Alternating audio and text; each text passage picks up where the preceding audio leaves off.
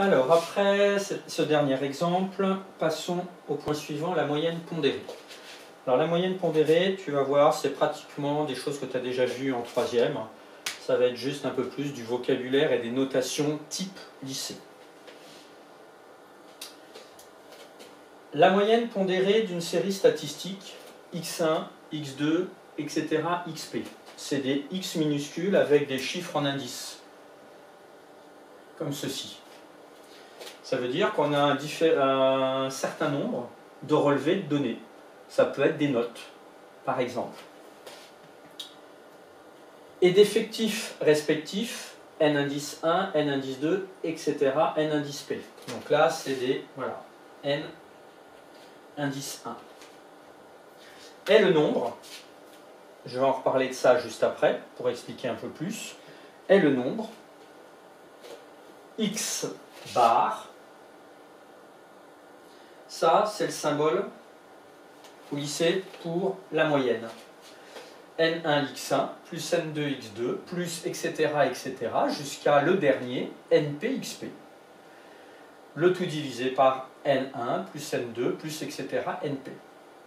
Ça veut dire que par rapport à ce que tu as vu dans les années passées, par exemple si on travaillait sur des notes d'élèves dans une classe, et bien, par exemple s'il y a 5 élèves qui ont 8, là, ce serait 5, c'est l'effectif, fois 8, la note. Et puis il y en aurait peut-être 3 qui auraient la note 9, etc., jusqu'à la dernière note, peut-être 17, peut-être 18, peut-être 16. Et là, divisé par l'effectif total, comme tu avais appris à le faire au collège. De toute façon, après, on va voir un exemple. Donc c'est cette formule qu'il faudra mémoriser cette année. Et on peut aussi l'écrire comme ceci, entre parenthèses, somme des NI fois XI. Donc ça c'est bien l'effectif et la valeur de la série.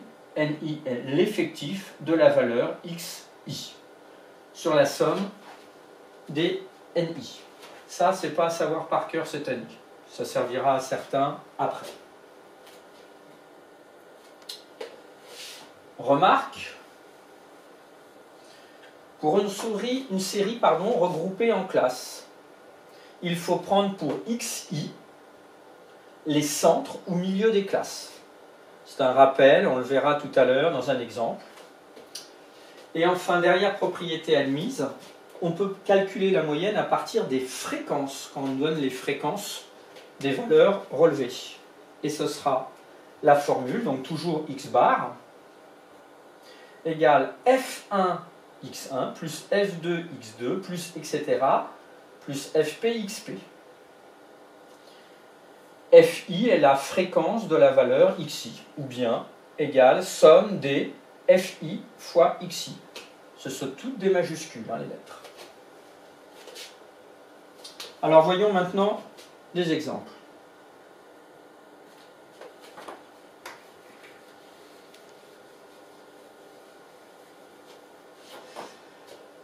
Voilà, on a fait une enquête sur le temps de travail des élèves d'une classe et on obtient les résultats du tableau suivant. Le temps de travail, en heures, a été regroupé en classes d'intervalle. Parce qu'on ne va pas noter, en posant la question à tous les élèves, tu as travaillé 30 minutes, 35 minutes, 37 minutes, 1h20, 2h20, etc. Donc là, on les regroupe par classe. Donc là, c'est entre 0 et 1 heure, 1 heure et 2 heures, 2 heures et 3 heures, etc. On a les effectifs et on a les fréquences qui sont données. Première façon de calculer la moyenne. Là, on va mettre un bien x minuscule bar. On reprend la formule qui a été vue en premier dans la diapo précédente. On fait l'effectif fois.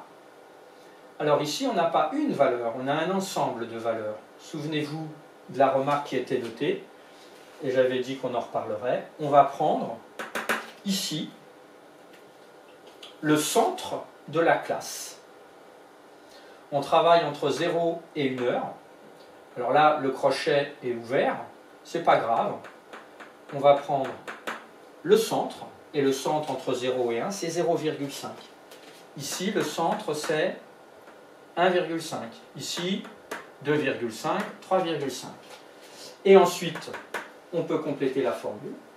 Donc on a 9 fois, on a un effectif de 9 qui travaille environ 0,5 heures. Donc 9 fois 0,5 plus 29 fois 1,5, etc. jusqu'à la fin. Et on le divise par la somme des NI, donc 9 plus 29 plus 22 plus 2. 110 divisé par 62, ça fait une moyenne d'environ 1,8 heures. On peut le faire aussi avec les fréquences. On pourrait avoir que les effectifs. On peut avoir aussi, pas les effectifs, mais les fréquences. Donc avec les fréquences, on utilise la deuxième formule de la propriété précédente. Fréquence fois le centre de la classe. 0,15 fois 0,5, 0,47 fois 1,5, etc. On les ajoute et on trouve aussi 1,8 heures. Voilà donc pour les deux grandes façons de calculer des moyennes au lycée. La propriété de la linéarité, on la verra au prochain cours.